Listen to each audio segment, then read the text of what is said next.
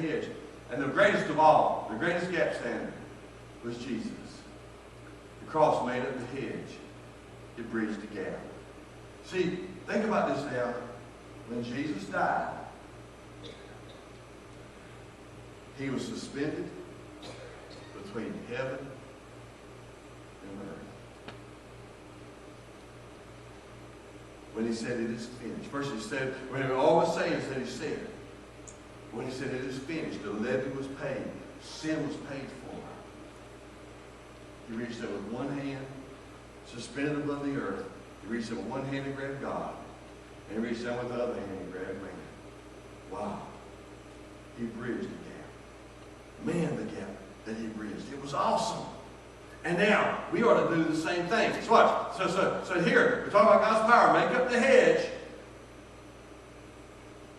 And his purpose, that it should not destroy. That word destroy means to decay, to ruin, to corrupt, to destroy, lose, perish, spill.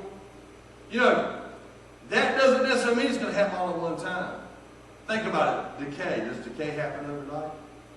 Does ruin happen overnight? Does corruption happen overnight? Look at our nation. Watch it. Slowly and surely.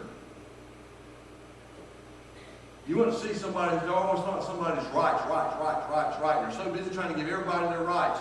Guess whose rights they're taking away? The Christian. And we're doing just like the Jews at the Holocaust. We're just sitting there and climbing on into the gas chamber. Instead of rising up, Brisbane City. God's calling us to stand up in the gap. I know this might be a little rough this morning, but it is Labor Day. Amen? It's time to do some labor. Get busy for God. You know, I like this. See, deliverance doesn't come from an army. According to this, deliverance comes from a man. Or a woman. Two people are driving down the road. Of course, you get really close to God when your wife's driving and you're going down 85 and she thinks that's the speed limit, not the spike. She's just keeping up with the traffic. Amen. You get really close to God, you can pray really hard during that time. But as I was riding down the road, I began to think about two people that stood in the gap that actually saved God's people. The first one was Noah. Noah built an ark. Amen? Daniel told me he went to that new ark they've got out in Kentucky. They got a life-size ark. And Daniel went to the Creation Museum and went to the life-size ark. He didn't send me a picture of the ark, but he sent me some pictures back. And he just talked about how awesome it was and how big it was. Wow. This man, Noah, saved him, his wife, his sons, and their wives. He built an ark. And God saved him from the rain that came. Then Moses built an ark. Noah got in the ark before the destruction. Moses carried the ark before him and brought destruction. In the ark was manna, the rod that budded, and the commandments. Representing God's presence, God's power, God's provision. And it went before them in the battle, and every time it went before them in the battle, then it caused them to be triumphant over their enemies. But again, here's two gap standers. Noah stood in the gap and saved a family from total annihilation on the earth. Moses was faithful, stood in the gap, and saved God's people that were in slavery. So now, get ready. I told you to get ready to close. I mean, I look for someone to stand up for me against all this. To repair the defenses of the city. To take a stand for me. And stand in the gap to protect this land so I wouldn't have to destroy it. And I couldn't find anyone. Not one.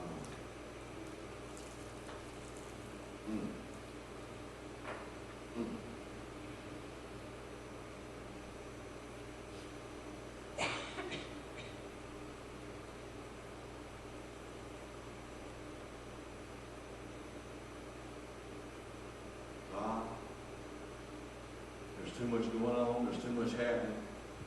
It's happening so fast, man. never would I have imagined when I listen to the political conventions and what they're saying. I can't even imagine what I'm hearing. When I listen to candidates, and both of them act like a bunch of young ones, and I listen to what they're saying, it just drives me crazy. You know, I was riding down the road, and as I was riding down the road the other day and had Garmin, I call her Garmin, it's actually the GPS. As I was riding down the road and riding to Charlotte, and then we would take a little detour, and you can take a little detour, it would take you wherever you're trying to find a Starbucks. You got to have a Starbucks when you're going to Greensboro, you ain't to Charlotte. You can put in Starbucks, it'll take the nearest one, and then it'll start talking to you and say, Starbucks, 2 miles ahead, on the right. I looked over at Linton and I said, you know, this is amazing.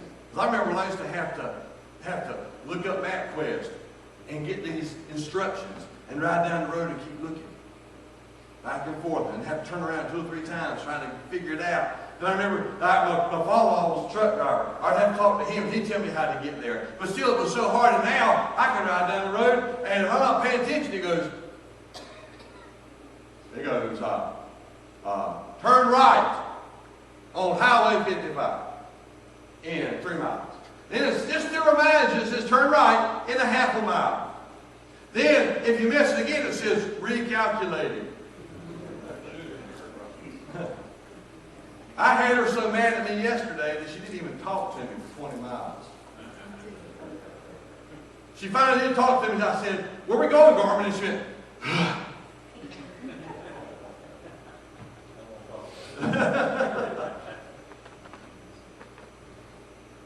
and I asked Linda, I said, can you imagine, when I was a little boy, if I'd seen all this stuff? It just blows me away. And I can't even imagine my granddad or his dad seeing all this stuff we got going on. You know, the majority of the inventions that have been made in the last 100 years.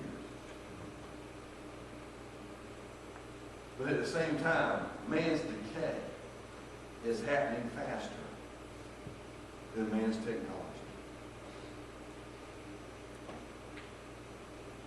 God is searching. Y'all guys coming up here. God is searching.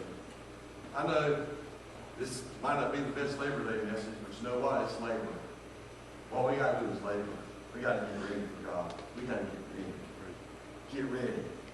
We can put a free fishing sign up there, but